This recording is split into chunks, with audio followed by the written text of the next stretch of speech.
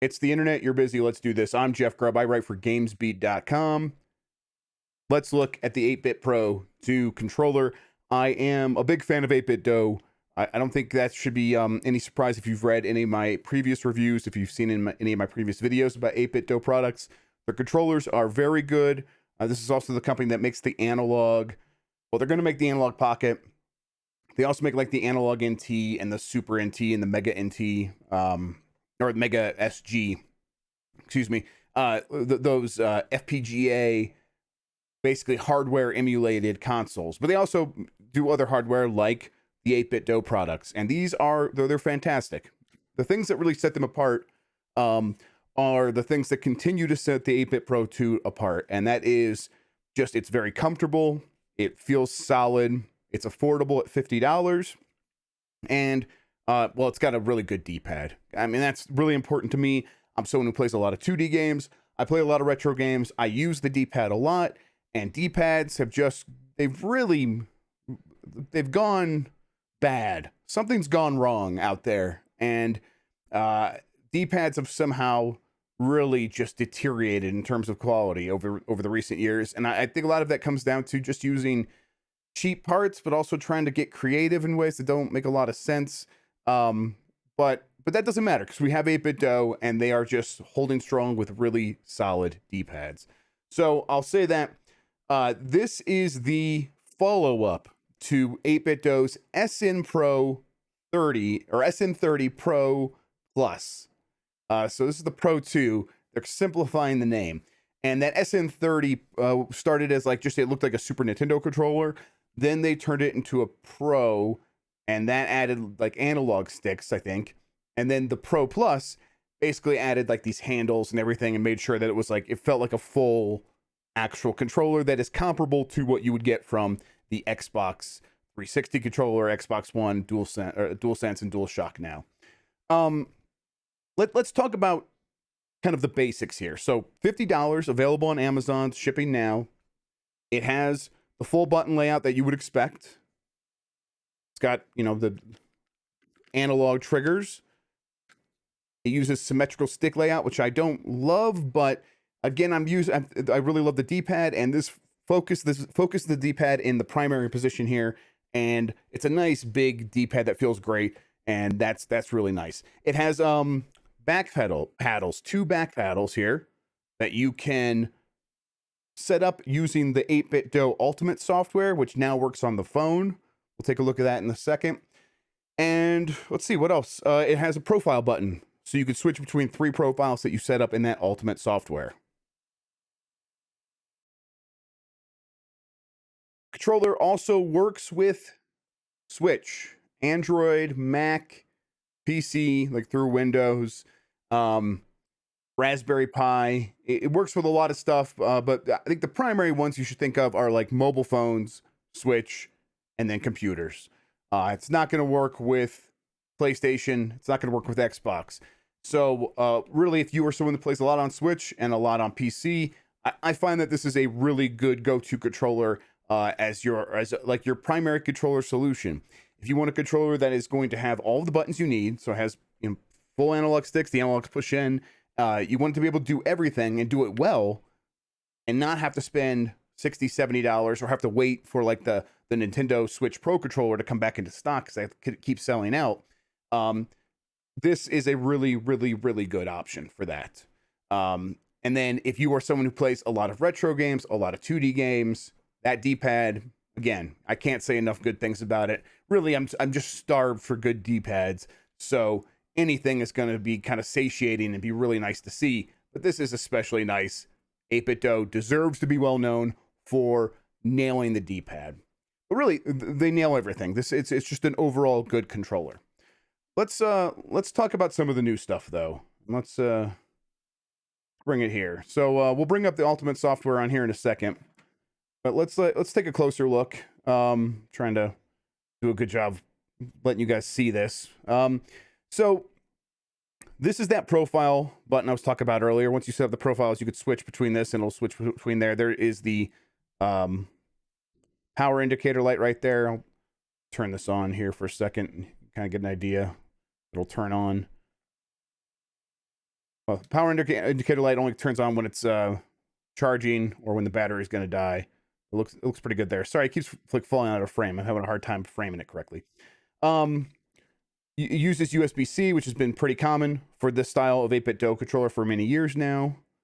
And then here's something I really like: dedicated hardware switch for switching between the different connectivity profiles. So if you want to switch between switch, let's see, Mac, D input, which is what you would use with like Android and Raspberry Pi, or X input, which is what you would use with Windows PC. It's all right here on the switch. Previously, you would have to like you'd have to hit start and like Y to activate the switch mode when you were turning it on, and that was very frustrating. That means if you were having connectivity problems, and you like maybe turned it on, it was already blinking before you like hit the right button prompt to go into switch mode. You wouldn't know if you were in switch mode. It was very complicated. This back hardware option here for the selector here is just it's a godsend in terms of simplifying that stuff. Now, I will say there are still some issues with connectivity. Mostly it's based around like moving it from one device to another. Once you have it on a device, it tends to want to connect to that device. So if you want to move it from one computer to another, which I was trying to do, move it from my laptop to my PC, there were some headaches there. Getting anything connected to the Switch that isn't an official Nintendo controller is also headache inducing. They've simplified that. If you just kind of go to pairing controller mode on Switch and you just wait, it should connect automatically now. It is better than it used to be, but it's still not perfect. You still might be in a situation where you have to wait for a little bit, or you might have to like start the process over and turn the controller off and start it over to get it connected. But it's much better than what it was. Once it's connected, though, it does tend to it stays connected. There haven't been any drops. It works really well. There are no like latency issues. There's no lag. It seems to have a really good range. It seems to have a really good battery life. And overall, I just think it's a really good controller. All right, so this is the ultimate software here, and you can see that it's got a picture of the controller right here, and that means it knows the controller's here and it's connected to it. And if I click on it, it should connect. And I'll try to give you a better idea. You can kind of see what's happening there. There's kind of a reflection, but really, this is the previous ultimate software, and of course, it's going to break on me right there. So here's the 8BitDo Ultimate software on Windows, just to make it simple. I will say that the mobile software is a bit finicky at the moment. When I was trying to connect the controller while it was in switch mode, it would connect for a second and then disconnect.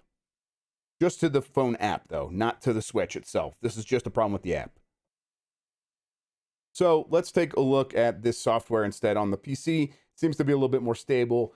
I will say that it was working fine in PC mode earlier when I was setting up profiles on the phone.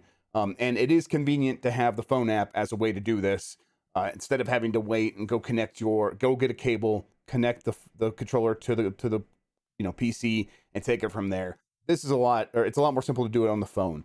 But I will say that it does seem like the software is more mature on the PC. So this is what I have right here. I've got multiple profiles here for the Windows version of this of the controller when it's set in Windows mode. I could go to profiles and I could set the paddles right here. I could just let's see here. Let's map paddles. Yeah, it's over here. So let's go and let's just set the right paddle as A, and we'll set the left paddle as B. And this will be profile 1. And now in a lot of games, this should be like jump or attack. And I like to have jumping on the paddles. I find that's good because that way you don't have to take your thumb off the right stick in a lot of games. It's really good for shooters to have jump on one of these paddles. But let's say I'm playing a game where jump is a different button. Well, I'm just going to set up the profile 2 so that the right paddle is now Y and the left paddle is now X. And let's do a third profile where the right paddle is right stick and the left paddle is the left stick, so R3 and L3.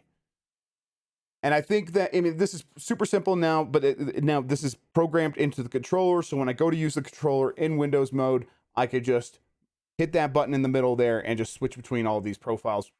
Good to go. A lot of this stuff was in the previous version of the controller of the SN30 Pro Plus. But here it's like now you just have these paddles, and we could set up macros and things like that if we wanted to. We're not going to do that right now. I will say that here's some other things to keep in mind. This is a really good Switch controller, but it's not going to be an exact replacement for your Switch Pro. It does have gyro, I believe. It does have gyro, but it doesn't have like the IR blaster thing, and it doesn't have the IR camera, I think is what they call it, and it doesn't have HD rumble, and it doesn't have an NFC reader, so you're not going to be able to take your Amiibo and put it on this controller. Things like that are missing here, and that's fine. All right, let's switch back. Let's have a talk, you and me.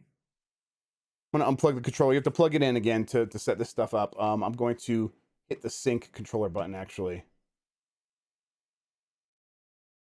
It says to turn off the software before. Okay, so I'm closing the software.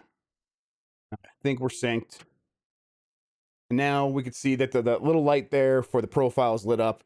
We're good to go. So now I can switch between the profiles whenever I want. This just turns off the profiles. I'm just going to keep it on profile 1 for now.